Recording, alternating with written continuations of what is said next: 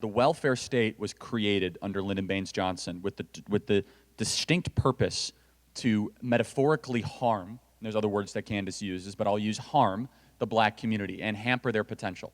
Now, 60 years later, blacks are poorer today than they were in the 1960s per capita, and the black poverty rate is even worse. Now, what else did they do? This is the other important point.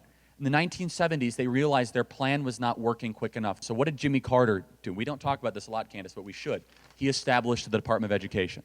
That's the other thing that we don't talk about. So once they destroyed the family and they destroyed the welfare state, they gave the largest, most grotesque handout to the cartel called the Department of Education. I'm telling you, the number one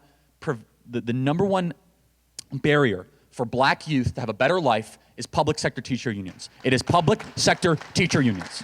The most important aspect of quality education, it's not class size, believe it or not, it's not funding per school, it's the quality of teacher and the ability to fire that teacher. And so just talk about in Cleveland here, and I got some very good education on this today, is the Breakthrough School System, which is here, amazing, they do amazing work, which is a charter school-based system, a public-private partnership that receives a ridiculous micron of the funding that the public schools receive here in Cleveland greater area, in the Cleveland Cleveland Unified Schools, or whatever they call it here, the public school system.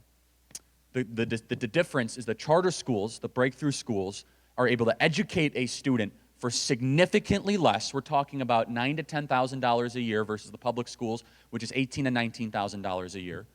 Because of all that, they don't have the administrative overhead and they actually pay the teachers less. They can fire teachers when they don't do their job. The public teachers can't do that. They can also instill innovative teaching practices that have discipline and order, so it's not total chaos all the time in the classrooms, which happen all the time because the teachers are more invested.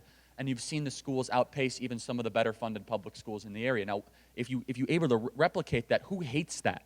The public sector teacher unions, the cartels, because they want to be able to continue to control the education system so they can have their $1 million salaries to pretend that they're there for the kids, when in reality they're not.